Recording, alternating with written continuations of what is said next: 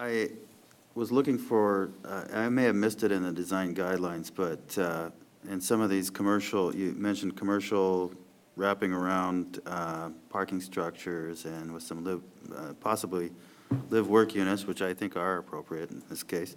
And kind of wondering about those little environments, those pedestrian environments.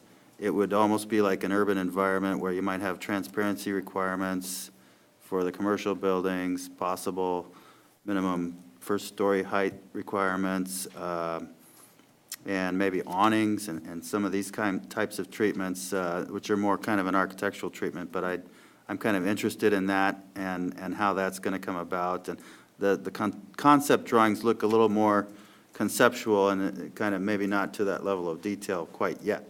Yeah, those are illustrations. I think this would be a great time for Jeff McClure to talk about the architectural details of the design guidelines.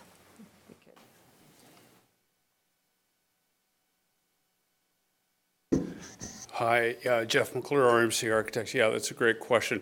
Where we do have commercial confronting the street, that's exactly the way you describe, and the way we see it is that it would be a very active pedestrian zone. The design guidelines sets out different criteria for different types of uses and different types of buildings, and particularly where it comes to the commercial storefronts meeting the street, that it would have the same transparency requirements you discussed, higher floor-to-floor heights, awnings, signage, and all of those things that were part of the original design guidelines have still been retained in these design guidelines. So, of course, if we do have live work, as Terry mentioned, in some locations, those have a little bit of a different flavor to them. Loft-style uses would have stoops and steps to create a little bit of privacy, but what we're intending here is that it would be a very active and diverse environment and very pedestrian-friendly wherever commercial or residential meets the street. Good. Thank you. Thank you. Other commissioner questions for the board at this point? Obviously, we'll have another opportunity too. But all right. At this point, we'll go ahead and open up the public hearing for public comment. At this point, I don't have anyone signed up for public comment. If you'd like to provide public comment, as I said earlier, we have forms over by the door. If you'd fill those out with your name and address and pass those up to me, I'll call them in order. But at this point, I don't have any. So would anyone like to provide public comment without filling out a form at this point? Yep, absolutely. If you'd come up and give us your name and address for the record.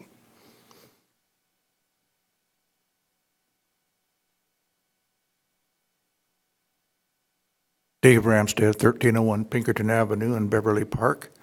I'm a native of Everett. I've been here since 1941. That's when I arrived at Providence Hospital. I played on these docks. I fished on these docks. I've worked in the mills on the docks. I've got to say, Port, you've done wonderful work here. I'm very impressed with what you've done. I think I can, this may be a bit of a risk, but I think I can assure the participation and support of Everett's historical community in the way you're developing this with the historical traditional references, the increased public amenities. I think this is going to be a hit with the county and the city. And you know, Edmonds, look at us now. You know, I mean, it's very impressive. I appreciate the work that Port and the city has done on the whole thing. Carry on. Great. Thank you. Would anyone else like to provide public comment? All right. Hearing none, do I have a motion to close the public hearing at this point? So moved. Second. Going to say it with your mic on, just so we get it into the... Second. Okay, thanks. Kathy? Commissioner Holland? Yes. Commissioner Jordison? Yes. Commissioner Sand? Yes. Commissioner Sosin? Yes. Commissioner Olivers? Yes. Commissioner Stewart? Yes. Chair Adams? Yes. All right, this is our opportunity for the commission to have additional discussion and questions. Anyone like to start us off? I would be happy to. Having sat through the 2003 work on this project, the 2005 work on this project, and now seeing this plan come forward, I'm really impressed that the port has gotten it. I think that they must have done a good job of listening to the community, and they've addressed some of the sticking points from the previous discussions, and I think we are presented with a much improved project at this phase, at this stage, compared to what we were presented before, and I think it will be a much greater asset to the community. The fact that the port is engaged fully in the project, and each of the steps along the way, I think is good for the community, gives us a greater chance of seeing a successful completion of the project. And so I heartily endorse the changes that have been made. I think there are overall substantial improvements from what we've seen 2 times before.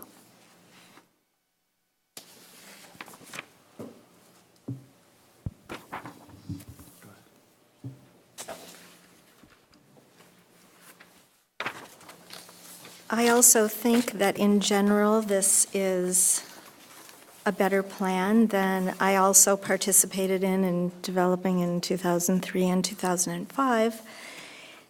However, I do have a couple of nitty-gritty issues with some changes in the design guidelines. The issue of the reduction of the sidewalk along the South Marina from 15 feet to 20 feet. I'm sorry, from 15 feet to 12 feet. And it could be my imagination because I've read these materials so many times, but it seems like there could be a conflict between calling for a 12-foot minimum unobstructed walkway and 8 feet of upland landscaping, and I've also think I've seen 10 feet for upland landscaping and transitions to buildings. So personally, I think it is a safety concern if that walkway is not designated with a bike lane, and it is also going to be carrying pedestrians. I think 15 feet is safer, having been nearly hit a number of times by bicycles. So I would like to have a conversation amongst the commission about that specific change to the design guidelines. Then I'm sure some of us would like to talk about the message, the digital message sign. So I would be interested in more conversation about that as well. Those would be my 2 at the moment. Thanks.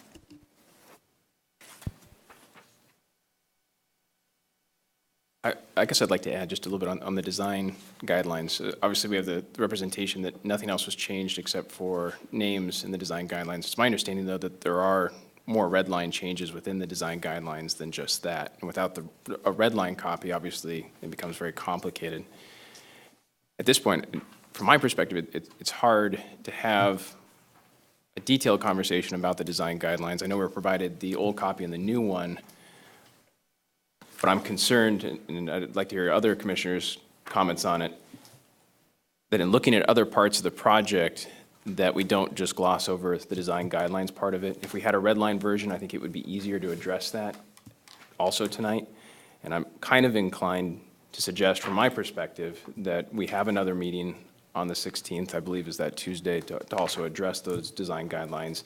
Depending on where we go with the rest of the issues, there may be other issues that need to be addressed, but the design guidelines part of it, and Alan, maybe you can help me with that a little bit in terms of some of the, Dave, help me with that in sort of some of the changes, but I think we have issues even with regard to, I think there's some benches that have been changed. There's other things like that that make me think that a more detailed review of that is needed.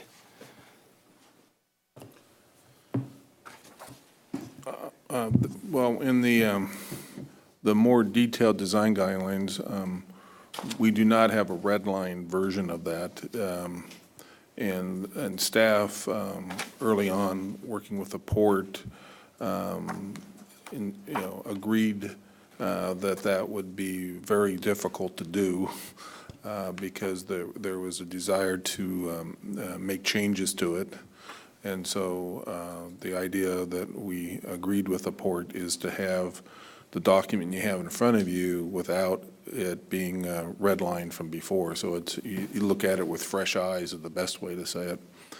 The port would have to address the issue related to specific, the reasons why they're uncomfortable with the specific elements that were in the original design guidelines.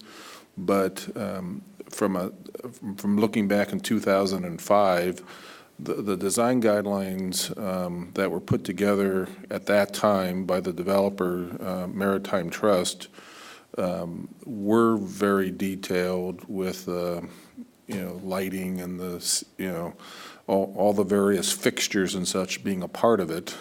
And they had planned on developing the whole site and having those. And the document was almost like a CCNRs, covenants on the property. And they also had planned on having a, like a design review committee within their organization, meaning Maritime Trust and the port, to look at projects as they went forward and using those standards. So this is a different approach, but I think the intent is still there to do a quality project. So it's just that, we all, to get to higher heights in 2005, there was a desire to have more detailed standards. And what was available at the time was that document that Maritime Trust had put together with their architects. And I guess maybe the hard part is when they came forward at that point, they had a design project. Meaning they had buildings designed, and what you saw is pretty much what you were going to get in the sense of the open space and the design. And this is a different approach, which is allowed by the code, and it's going away from having one developer who had specific designs to potential multiple developers down here with standards that are proposed. So if there's a desire for us to go over some of the issues related to the standards, we could do that. But there was always, the direction that we agreed to at a staff level with the port is that creating a new standard that still had the goal of the quality was okay, because before it'd be kind of, repetitive just to cross out, say, the light standards or some of the other things they had there. So. I share those comments, and that's why I asked at the start exactly what we were considering tonight, because it was a little confusing to me as to what the design guidelines will be for the project.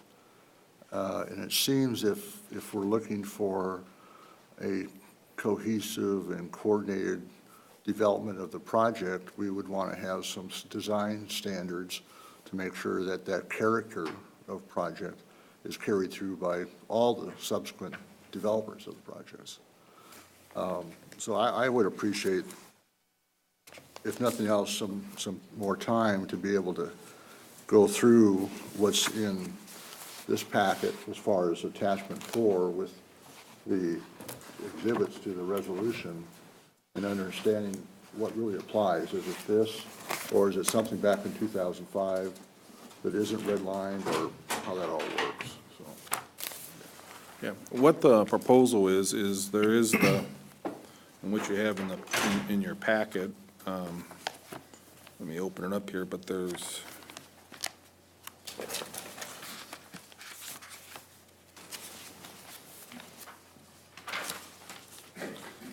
It starts with, well, it's Exhibit 10 is what in your packet is what is proposed. And the first part of that is the 2003 with amendments. And then,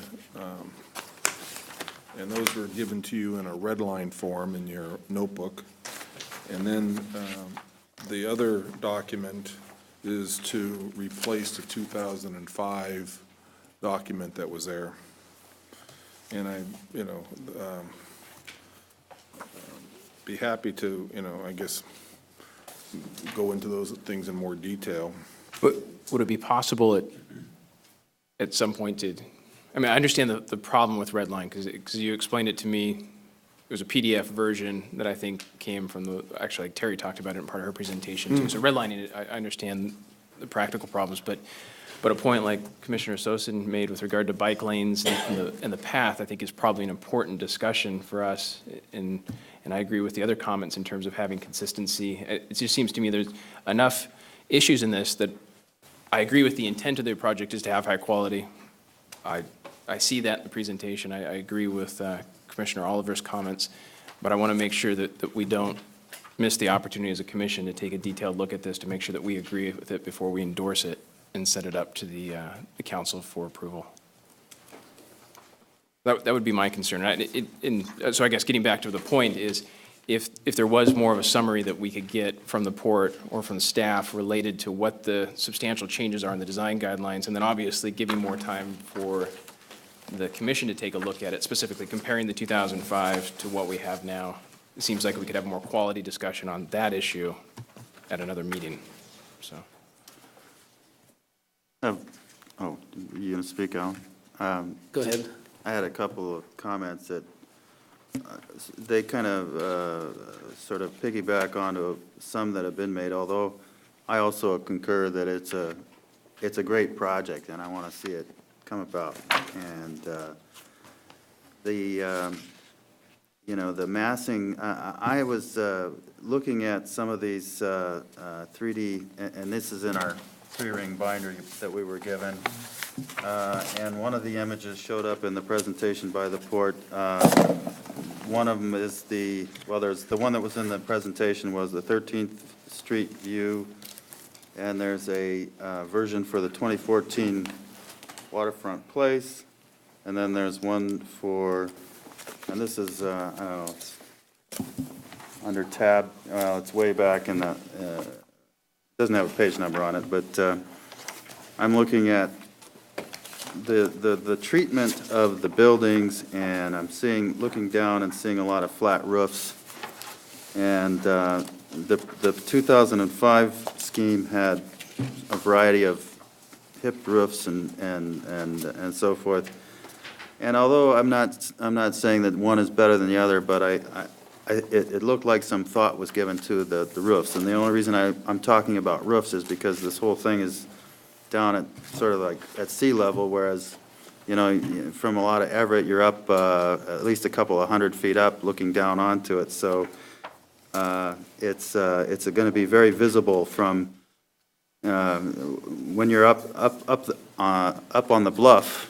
You'll be looking down on it, and a lot of these homes that are along the bluff will be looking down on it. And some places like even, I guess, Grandview Park will be looking, down on it. So I look at that image for the 2014 Waterfront Place, and it looks like a bunch of flat roofs, which could be, they could be warehouses or strip centers or, big box stores, which wouldn't be a problem if those, in my mind, if those were green roofs or planted roofs or they were given some sort of a treatment. And I don't think that was, a deliberate oversight. I think that somebody just, they modeled it out, and that's how the massing looked in the model, and it's a concept, so it's not, we're not doing detailed building designs here, but that would be something that I'd like some thought to be given to. So that, and then when I look at the 13th Street view, if we've given up that quarter, it doesn't really bother me too much. But then I see the 2014 12th Street view, and I see where you kind of run into this wedge, that I guess that's the clock tower building, and It's probably, I wouldn't have a problem with it, maybe if I were to see it and animated, kind of do a fly through the model or something like that, but it seems to lack a little bit of subtlety.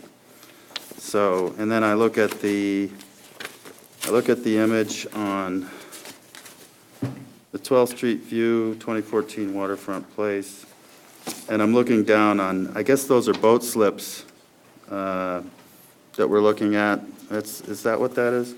Those are, that's kind of where are those boat slips? I don't think so. Or is that a parking lot? That's a lot, okay. Well, it looks like just kind of the backside of an industrial building. I see some roll-up doors there and, okay. So that's boat utility, Susan, okay. You did your microphone, just so. I said I believe that that building was in the Craftsman District and is the backside of the large building that's already built there. Okay. On the west edge of the Craftsman parking lot or boat yard. Okay, well, then that isn't going to change, I suppose. But I would just say that this project can't really have a backside, you know? I mean, you're going to see it if you're out on the water, if you're going to be going up Marine View. So just a little, maybe, you know, the images are very nice. Some of the rendering that have been provided are very nice. But I would say that, and then another question I have is about environmental sustainability was mentioned for the boat yard, but I haven't seen it mentioned anywhere else, and I think that at some point I'm going to propose some sort of a sustainable design component to this as an amendment. I think we've been looking for an opportunity to address climate change, and you know, this may be the opportunity. So the issue with the roofs, I was maybe suggest that green roofs, if it's a flat roof, maybe it should be a green roof, and that there may be some sort of a lead standard that this project could be subject to. So I'm gonna sort of use this opportunity to pound that drum. That's all I got right now. Thanks. If the port wants to come up and talk about the design standards at all, I would welcome it only, but you don't have to at this point if you're not prepared, but I certainly don't want to preclude you from the opportunity. Okay.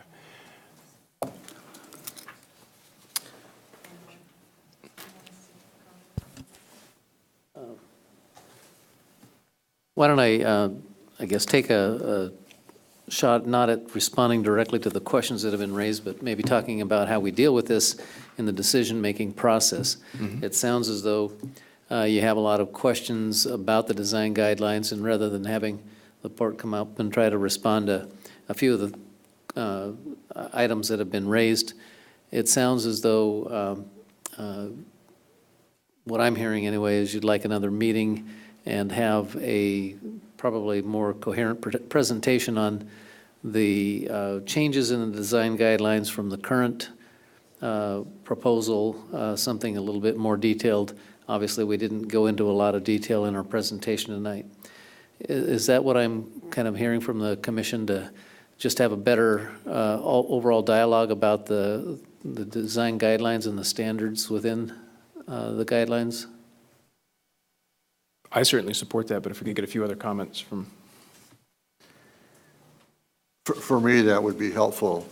But first, I need to know what to review. Is it just attachment 4 and the exhibits to attachment 4, or is it attachment 4 plus some exhibits in the large binder? We were provided with a copy of the original design guidelines, and as I understood, that was replaced by the large binder. So then, I'm assuming that what we do is we look at the large binder plus any supplemental changes that are in attachment number 4 to the large packet, and that if there's a conflict, what's in attachment number 4 prevails over what might be in the binder. I think I'm going to suggest something here, and maybe Dave will want to jump in here, and he's more familiar with the design guidelines than I, but I think maybe what we should do, if it's the commission's desire to have more detailed presentation at the December 16th meeting, that we follow up with a memo that talks about exactly all of that, rather than us responding off the cuff here tonight, but in a memo that talks about exactly how the design guidelines relate, and actually give you a, sorry to do this, but a new packet that has the standards that are proposed here, and I think some presentation on just what the nature of those changes are from the current document. Dave, do you have thoughts about that? Well, I think what I'm hearing and concern it's attachment 4, but it's of attachment 4, it's number 10. Exhibit 10 is the main part of it, because some of the other things are, you know, not design guidelines, but unless you want to get into, well, maybe we could talk a little bit about that. But that's what I'm understanding. You want more details on Exhibit 10 of attachment 4. But the streets are, in the designs of the streets and such, I haven't heard any comments about that, so I'm assuming that's okay, because that's one aspect of the standards. So with the sidewalks and all that, so that's, you know, there isn't any comment on that. What I've heard from you is issues related to the trail around, and 12 feet or 15 feet related to the width of the minimal walking area. I've also heard about the roofs. There is some things here about roofs in here. That was a concern in 2005. And so there is some things that talks about roof terraces and green roofs and such in here, in the new standards. I guess you're wanting to know about what is the direction the port's going to take related to the overall project, and I don't know if your concern is the issues related to the you know, what kind of light standards or whatever like that. I don't know if you're getting into that detail, or just, you know, I mean, the port already has some standards out there, and I assume they would continue most of those throughout the development, so. I would just, you know, comment that I'd be the first one to understand the challenges of resurrecting an old plan that's a number of years old, and all the problems with doing that. And I don't see any, there's no, I don't think anybody faults the port for maybe scrapping the old plan and doing a new plan, because frankly, the software that we used even in 2005 has come a long way since then. And, you know, but there was probably maybe some good stuff in those design standards and a level of detail that we might like to see. Maybe not quite, maybe you don't have to take it to that level of detail, but certainly maybe there was some good thought that went into it that maybe want to hopefully salvage some of that thought process. Although the concept, a very strong concept, love the concept, love the imagery, and don't want to be discouraging at all. I think we're, you know, I speak for myself, but I like to see this project move forward. I think, you know, we want to be positive as we can about that, so. Yeah. You know, Well, I think there was an attempt in the standards before you to do a lot of what was in the past standards in sense of the issues, but without getting into, as I mentioned, specific benches and that type of thing that were in there. So, and the port can address what their concerns were about those, you know, those aspects of it. But. Right. Maybe let me jump in real quick, and then I'll, sorry, Commissioner Holland, but maybe what we can do is continue the conversation and then circle back around to, if we're going to have a December 16th meeting, what we would be looking for at that meeting, because obviously there's other issues to discuss and motions that would come and certain things that can get approved, or all of it can get approved still. So Commissioner Holland, I know you have a comment.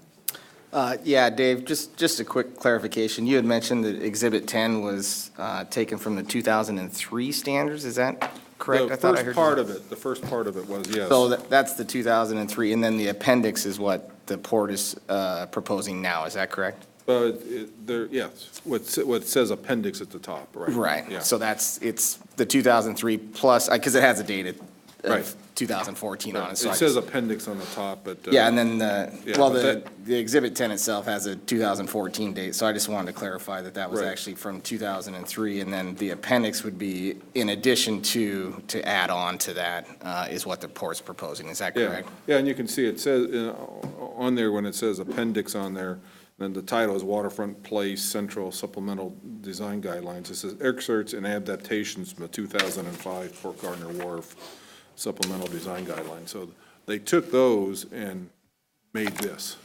Thank you. And my sidebar conversation with the port, I think what I was told is that they do have a red line version that they can make available, and perhaps one of the port reps can talk briefly about that, and we can just bring that forward in the meantime so that you can have that in advance of the meeting in 2 weeks, if that's the commission's pleasure. If you'd rather see a red line version, apparently they do have one that is available that we could get a copy of and provide to the commission. I think that'd be really helpful from my perspective. I don't know if you have anything to add. Just say that we didn't have the one with the graphics, so it's only the text, but it does give red line comparison, so at least you can find what we changed. That could be a great reference tool. I appreciate you making that available. Okay, we have a lot of other issues to discuss. Obviously, design guidelines are one of them. So I want to keep the discussion going forward on other issues, but feel free to come back to design guidelines if you want to provide clarification to the staff in terms of things we'd be looking at. This doesn't preclude anyone from making a motion later on too, but I think we've heard a preference from a number of commissioners that this issue would be addressed at another meeting also. From my perspective, the remaining questions I have to do with pedestrian access and the standards for the sidewalks, the walkways, the pathways. Because overall, what we're trying to do is have a very dynamic community along the waterfront, but we also want to encourage a lot of public access and use of that space. So I think that balance is important. So those standards are important. And for me, the other question has to do with the sign. I did go down there and take a look at it. I wasn't terribly impressed by it, even though it was only 6 square feet, and the proposal is to have one that's 60 square feet.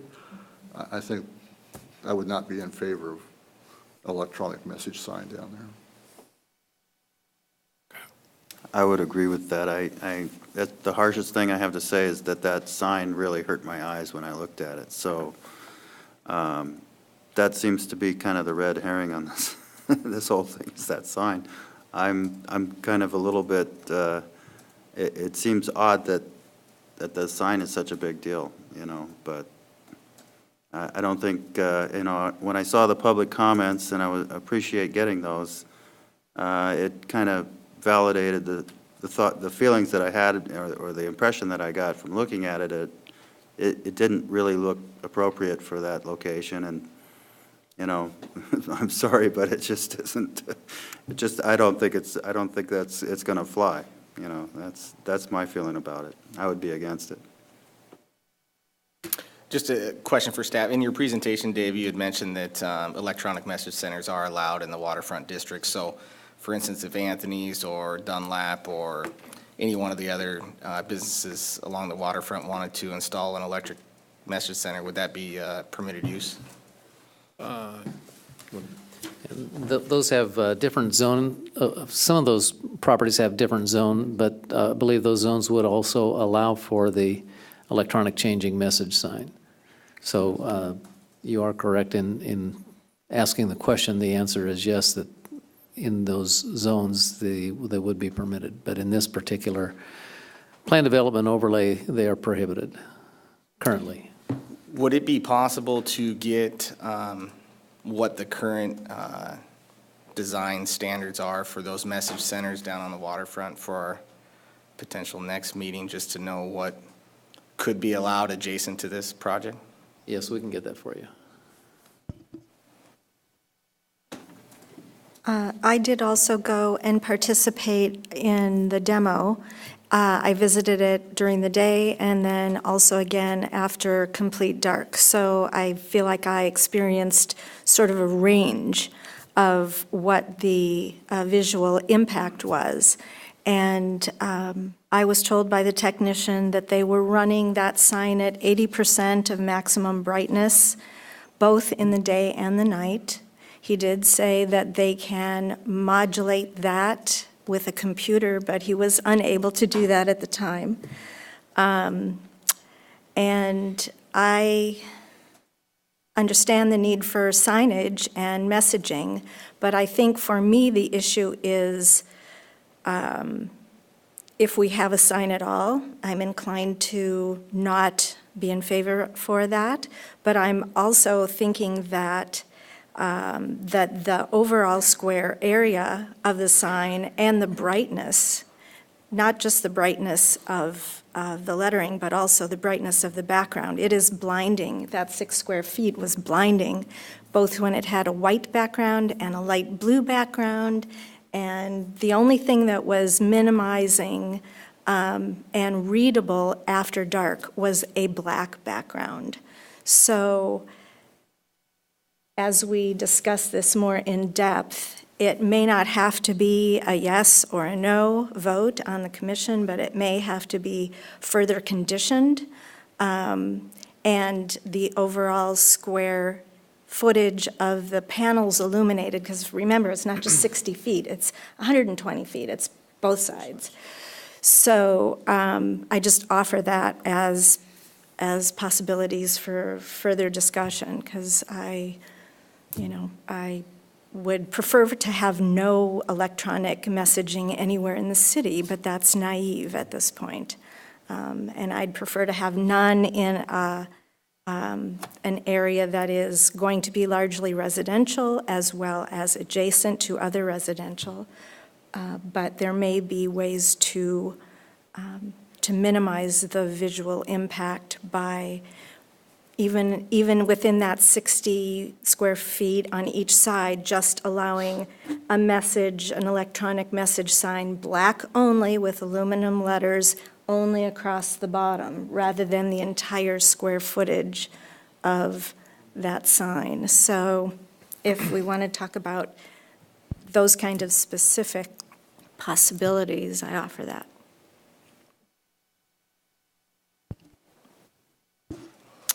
And just another comment about the sign. I guess what I found interesting about it was how far the actual sign is set back from the roadway, and I'm not 100% certain with street trees and other landscaping requirements how visible the sign is from folks traveling north and south along there.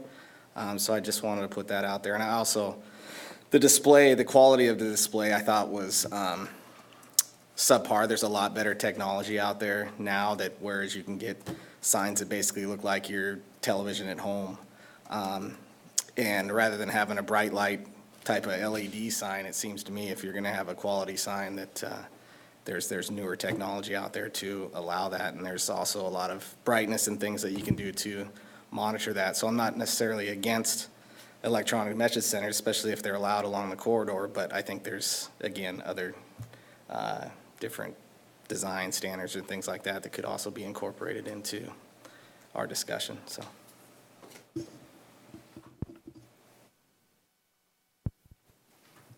Well, thank you for the comments on the signage part of it. I think those are all good points. I think I fall on the side of no electronic sign. I did see the presentation.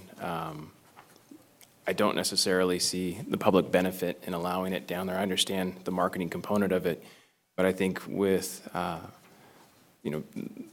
more use of GPS and phones and things like that, I don't know that the public benefit of pulling people off of that highway down there into that center is necessarily gained with an electronic sign down there. So from my perspective, I didn't think it cosmetically worked that well, the lighting part of it, and then also I think the benefit from an economic standpoint doesn't really justify it from my perspective. I would 100% agree with you, Chair Adams, as far as the marketing towards businesses and things like that. But I think what it would allow is for special events for the public to generally, as they're driving by, to gain that knowledge that maybe they weren't privy to. But obviously, people going to a destination, they can utilize their GPS phones, anything like that. But I think it's the special event and public information that I think would be a very big benefit to that development. So. When we met on the 4th of November, was it the 4th? No, I'm sorry. The last time we had a public hearing on this, whatever that date was. The request was for a digital messaging sign with a message not to change more than 1 minute interval, and also no flashy kind of transitions. And in our materials that we've been given for tonight, that interval has changed to 10 seconds. And I'd like to understand the rationale behind that, please. Alan Giffen, city staff. The original materials, I believe, that reference to change every minute were in the port's notebook with the sign management proposal, with a change for once every, not more frequently than every, was it a minute? Yeah. The 10 seconds came actually from city staff when we were, rather than trying to have you and the public and planners have to wade through a management plan, just create a standard that would be much shorter and simpler to understand.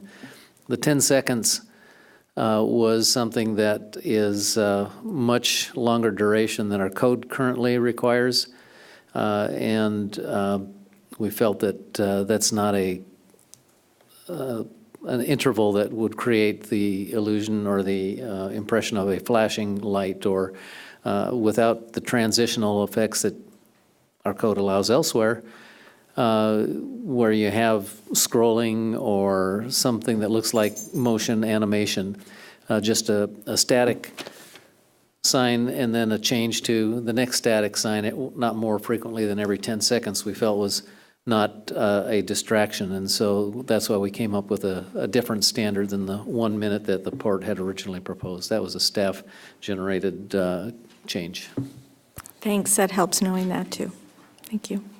And what is, we were talking about getting our electronic digital messaging standards for future conversation, but what is the standard elsewhere in the city? Or the frequency of change? The frequency of change is that a message has to hold for a minimum of 2 seconds, but it doesn't have to be any longer than that. And then the transition is a 1 second transition, then another 2 second message hold. So the transition cannot be any longer than a second. The message hold is a minimum of 2 seconds. And so going to a 10-second change is considerably longer than what our code allows or requires elsewhere.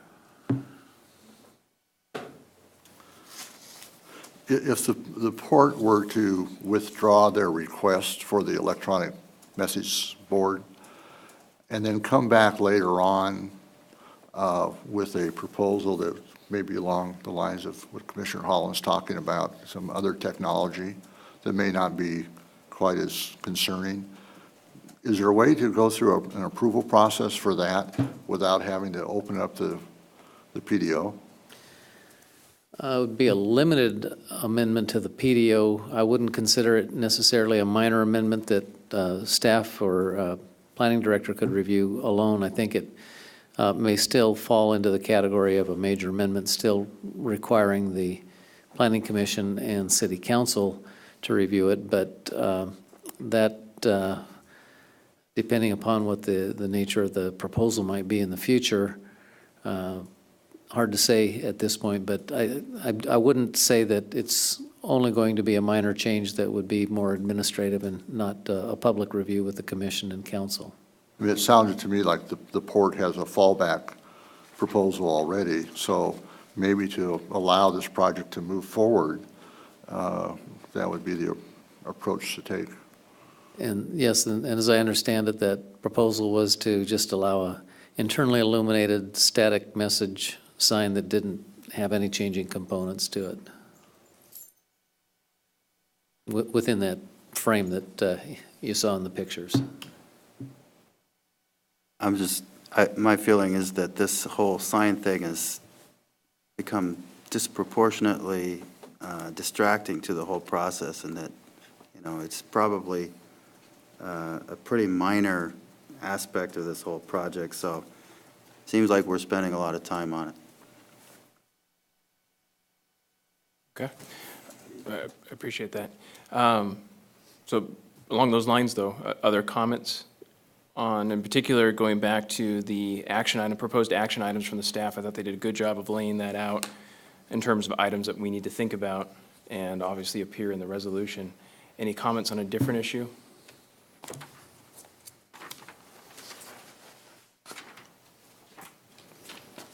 Chair Adams, I want to clarify that in the action item approving the new height map, that all of our heights that are between 35 feet and 65 feet are not the final finished heights, but would also include an additional 10 feet for screened appurtenances on top of buildings. So I just want to make that public and draw attention to that. It's not a change over the last plan, but as you read through it, it is a little misleading unless you pay particular attention to the rooftop section of the other information. So, finished heights will be in portions of each roof, 45 feet to 75 feet. So just want to state that for the record. Thanks. Good clarification. Other comments, questions?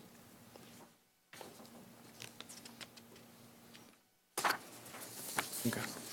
Hearing none, we do have a proposed resolution in front of us. Obviously, we've discussed a number of different issues here and talked about the idea of having another meeting later on this month.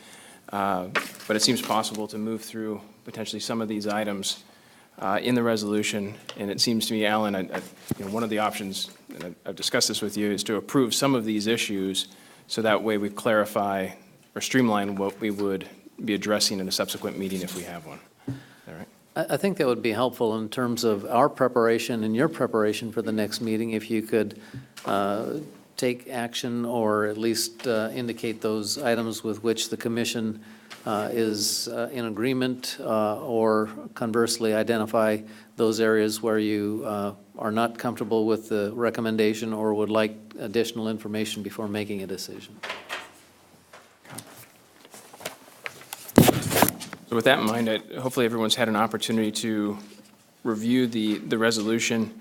I believe we're talking about on page 3, the additions, not the additions, but the items identified by letter going into page 4, 5, and 6. So maybe what we can do is, obviously we've talked about the sign component. People have had questions. We've talked about the design guidelines. Are there any other issues on that list that we have further questions on or concerns with regard to approval? Chair Adams, I just wanted to point out that in the whereas portion, you do have, under number 9 on page 2, you do have some of those elements incorporated in there regarding major element changes. So if there are something on, page 3 and beyond in the ABCs that the commission is wanting to eliminate or something, I think we also need to go back and look at number 9 as well on page 2, so. Good point. Very good point. Alan, if we take action tonight, is it easier for staff if we have one resolution that ultimately goes up to the city council? So is it an issue of clarifying what we're taking off of the table, but we'll still be voting on the 16th in terms of additional information? Or is it easier to have action tonight on certain items, leaving only a few for a subsequent resolution? Good question. I'm not sure that it would be good to create 2 separate resolutions, making decision on several items tonight and several items on the 16th. I think if we can at least identify, for example, the sign, if this was something, and it sounded to me like the commission, majority of the commission did not favor approving the electronic sign, if you were to give us that indication tonight, then the final resolution would use the option of denial rather than approval, and probably then inserting the fallback position the port has proposed. Other items, I think if we can just get a sense of anything that you want to either deny or require more information before making a decision, that would be helpful to walk through those tonight. I don't think we need to make a decision on each of those items in a separate resolution, but if we can understand what the consensus of the commission might be, and then hold the vote on the 16th with one resolution on all of these items, that would be preferable. Okay. I think that makes a lot of sense in terms of what goes up. So I'll start, go ahead. I was just going to say, I'll start the discussion, but hopefully everyone has an opportunity to talk so we can get the information to staff. From my perspective, I think this is a great project. I really want to see it go forward. I think it's high quality. I think it warrants more conversation on the design side, which we've already talked about in the sign. So I think that the comments that I have, or the questions, I think have already been discussed. So that's the position I have. I think the other items on there, at least at this point, I support, so. Because I wasn't on the Planning Commission during the earlier proceedings in 2003 and 2005, the redlined version of the design standards has less value. In terms of my review, I was able to go through the design standards as presented in our packet. And so I have a little different opinion on that as a need, but I'm happy to hear that the port already has that prepared, so. And in terms of additional information, I guess I would appreciate a little more time just to go through the information I already have. I feel like we have a lot of information already, so I don't have any particular clarifications, although I am also concerned about the esplanade and the walkways, since there will be so many different types of folks using those areas and the safety concern. So right now, I do not support the reduction from the 15 feet to the 12 feet as proposed. I guess a little more information on what is proposed and assurance that that would still provide safety for pedestrians from bicyclists would be important to me. That's it.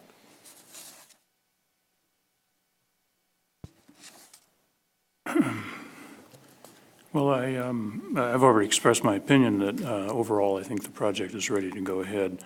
On the issue of the sign, which I didn't speak to, I was, surprised, I guess, that for an otherwise truly classy project, the port wanted to include this type of signage. But I look around at other classy things that have been done in this city, and they have similar garish signs attached to them that people seem to think is important to attract attention to their project. So I sort of made my peace with, I don't care which way it goes, frankly, on that issue, but the rest of it all looks pretty good to me.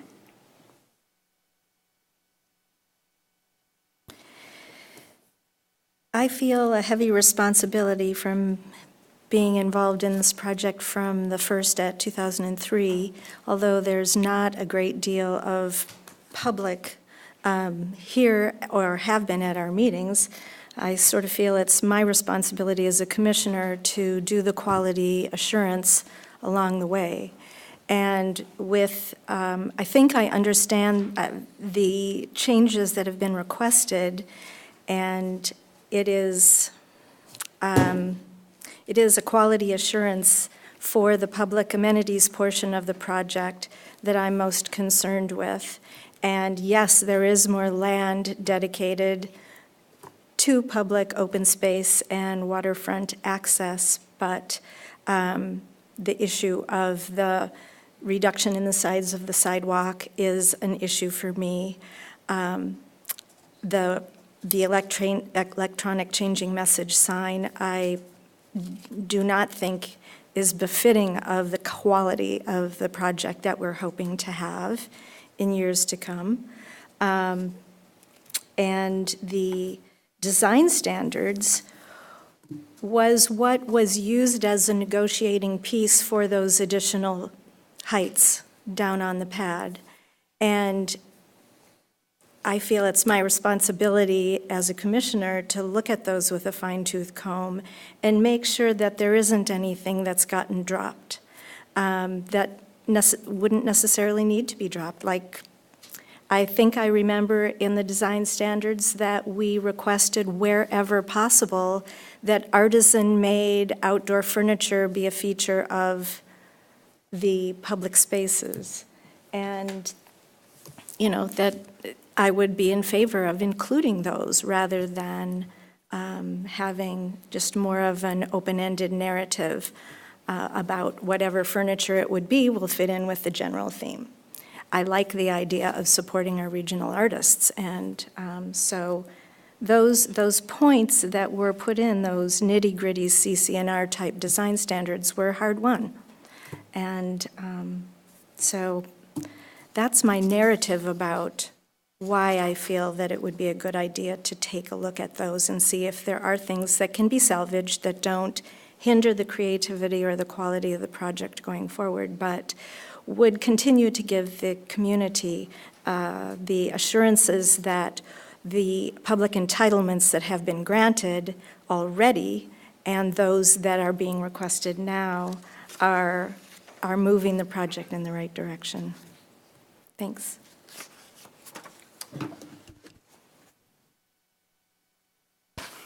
For my review of the resolution, it appears to me that the only areas that should be of concern would be number H, number I, and number K. And they have to do, again, with the electronic message sign, the street sidewalk design, which I think is where we would also have the design of the pathways. And then K is the design standard guidelines. Other than that, I think it's in pretty good shape and should move forward.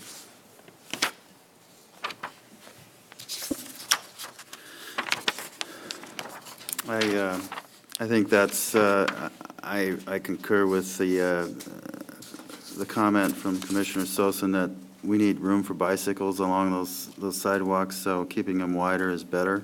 I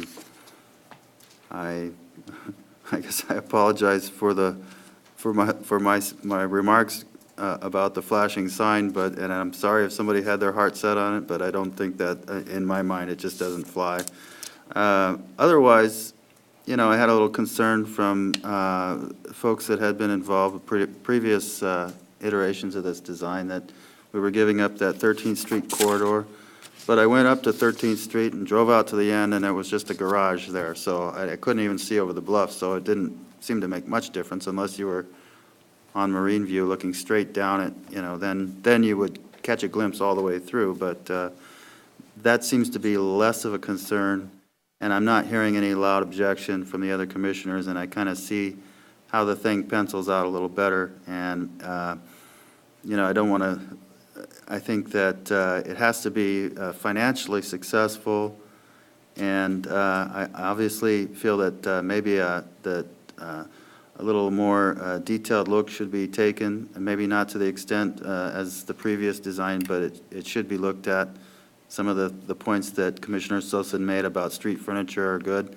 I personally plan on proposing an amendment that would require the entire project, site improvements and buildings to be LEED silver.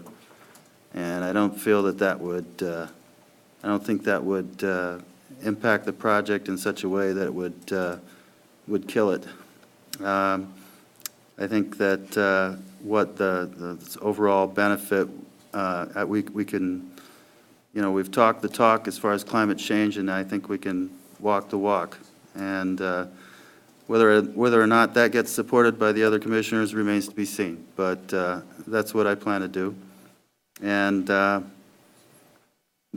than that, I think, like I said, it's a great project. Want it to move forward, want it to succeed, and I think we have to strike while the iron is hot, because economic times are good right now, and this project can succeed. And it needs to occur with all good haste. So those are my comments. Thank you. I would just agree with Commissioner Sand. I guess additional information's on HI and K, I think is what the commission's really looking for, specifically regarding H, what would be allowed adjacent to, which you had already written down, what kind of electric message centers would be allowed adjacent to this site, just so we have a understanding. And and I don't have a strong feeling one way or another if an electric message center is allowed, but I would want it to be high quality if it were. But I also don't want to see that beautiful sign cut up with a bunch of small little retail backlit, plaster there, which is really tacky with different colors and things like that, where it's just split into where you're not even going to see what's really even in the center. So those are just my feelings on the sign overall itself, and visibility-wise. We're not going to see it if you split that thing up unless it just has one main center that says, the name of the project or something like that. But to try to put individual business or retailers within 60 square feet and chop it all up is going to be an eyesore in and of itself. So that's just my opinion on that. I think a solution to that problem is just to say that there will be no sign in that structure, entry structure. It looks just fine the way it is. It provides an identity to the development, and you don't need to have individual signs out there. In regard to 13th Street, the view corridor, I think it's unfortunate that that element of the project is still not there. I understand that the city council has vacated the right-of-way. I also understand in the staff report that that needs to be revisited. And I would hope that when it is revisited, there's a question of value that's looked at. When it's first vacated, there was obviously a value put on it that said that that property would be encumbered by the obligation to have a view corridor through it. And if that obligation is completely gone, I would think that that property is much more valuable than it was back in 2005. Yeah. But I also recognize that the vacation is not a subject matter for the Planning Commission. Well, but I can give you some information. I did ask the real property manager about that issue, and the port paid full value for the land unencumbered. So, anyway. Even though it was encumbered. Yes, right. So it was appraised as if it would be able to be used fully, and the city received payment like that. So there wasn't a. I had anticipated that question might come up, so I did research it. So. Appreciate that. Yeah. In terms of process, Do we need a motion to continue this public hearing? Yes, we need to continue the public hearing to December 16th, and that way we don't have to re-advertise it. We will provide additional notice, but we would not have to, by doing a continuation or continuance, we don't have to meet the 15-day notification period, which would put us out beyond the 16th. And then obviously on the 16th, we could reopen public comment, those sorts of issues at the public hearing. That's correct. With that in mind, do I have a motion from anybody to continue our public hearing on this agenda item till December 16th? So moved. I'll second. Any discussion, questions? All right, Kathy? Commissioner Holland, Yes. Commissioner Jordison, Yes. Commissioner Sand, Yes. Commissioner Sosin, Yes. Commissioner Olivers, No. Commissioner Stewart, Yes. Chair Adams. Yes. All right, agenda item number 1 being continued to December 16th. We will move on. Alan, we have 30 minutes technically under the bylaws. We won't need it. We won't need it? Won't need it all. Okay, we can move through it? Okay, great. We'll move on to agenda item number 2, which is, again, a public hearing and recommendations on a different issue. It's amendments to the Shoreline Master Program, Comprehensive Plan, and zoning related to the deep water port area and area southwest of the marine terminal area. Mary Cunningham Planning. It'll be interesting to see how pink this is. I think it's the, Dave, I think it's The connection from here? Oh, but that one was also, okay. We had a workshop on this proposal also on November 4th. The proposal is to make corrections to the Shoreline Master Program comp plan and zoning in shoreline areas down by the port and Navy base and along the bay. The port originally submitted an application to us to make the comp plan and zoning boundary at the Port South Terminal consistent with the Shoreline Master Program boundary. And we went back and looked at it and realized that there was a mistake in the mapping. We amended the Shoreline Master Program in 2002. And then in 2003, we went back with 2 ordinances that were supposed to make the comprehensive plan and zoning boundaries consistent with the Shoreline Master Program boundaries. And the ordinance used the same text for that boundary, but the map that was attached to those 2 ordinances moved the boundary north to the property line. So I should be able to. So the intent was to have, it's hard to see here, but there's a fence line here between the current Port South Terminal and the public access beach. The intent was to have the boundary at that location, but the comprehensive plan and zoning boundary were actually moved up here and kind of go through the port maintenance building. And looking at this, we found another problem is since 2003, we've updated our stream mapping based on the new LiDAR data that we have, which is much more accurate topography and visibility of features. And we, in the ordinances for the SMP comp plan and zoning, we described the boundary as 200 feet north of Pigeon Creek, number 1, but subsequently, our maps all show Pigeon Creek about 100 feet to the south. So that boundary would not, the description is not where we intended it to be. Perfect, thank you. So the port has provided us a legal description for that fence line that runs between the beach and their South Terminal property. And we would use, the proposal is to use that survey line as the boundary instead of trying to describe it as a certain distance from Pigeon Creek number 1.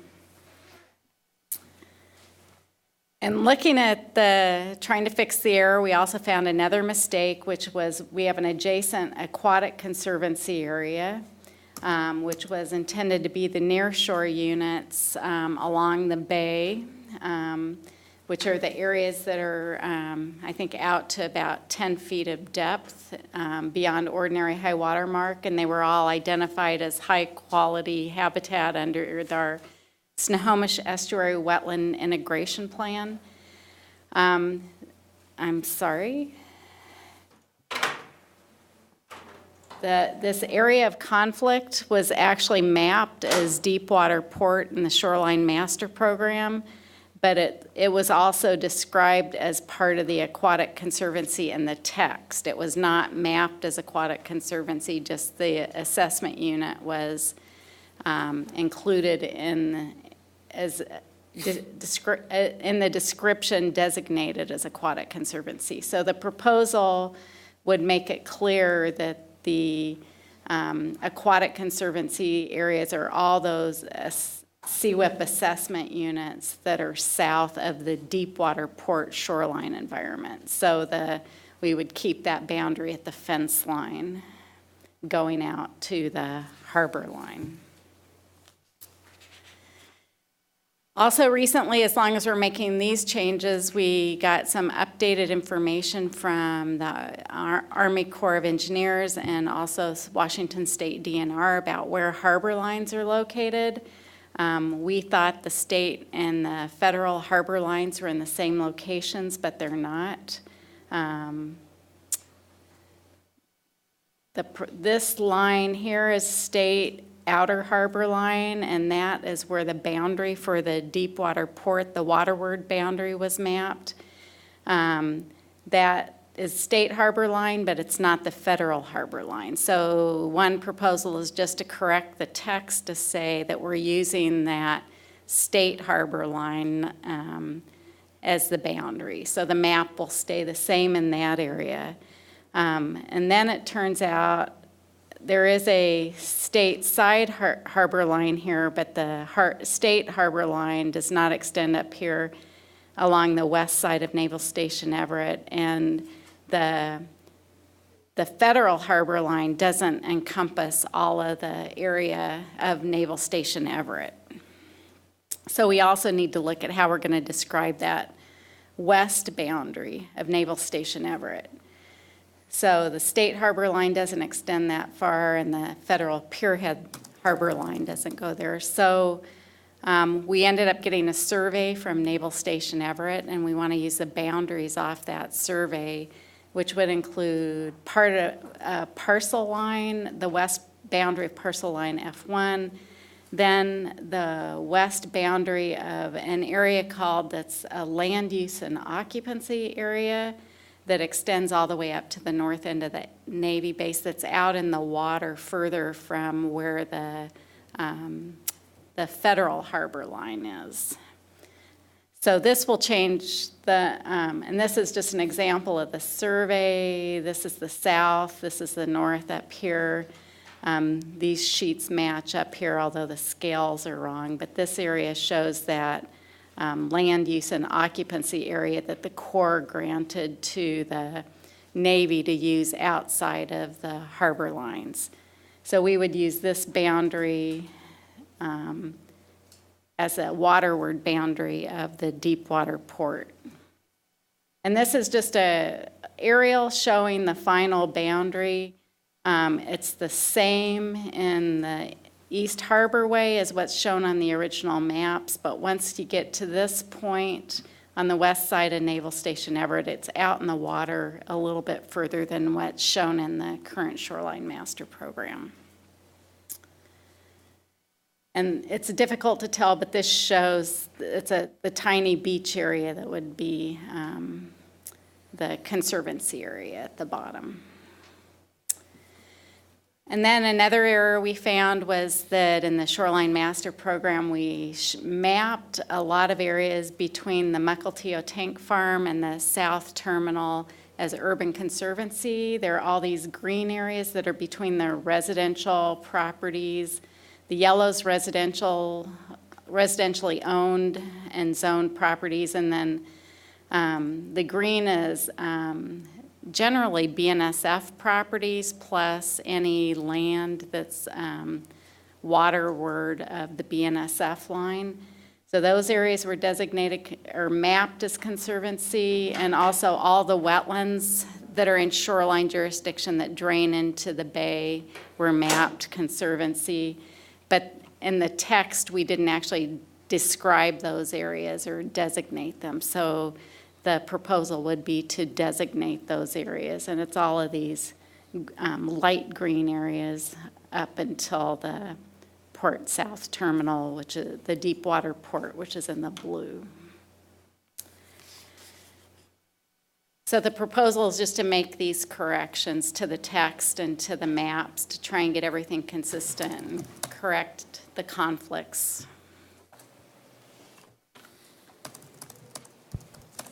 Any questions?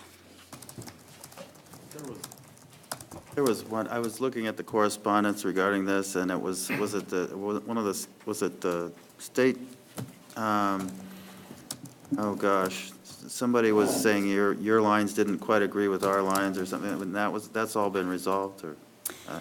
This would correct that. We had when we were doing the Shoreline Master Program update, we had gotten a survey from the port, actually, that showed a state outer and inner harbor line on the west side of Naval Station Everett. And then DNR wrote back and said, no, that was a mistake. You know, the line width was the same, so the surveyor misinterpreted that, but that's not a harbor line. So that's why we're using a different description for the outside boundary for the Navy base. That's DNR, okay. Right. They're okay, they have no issues with?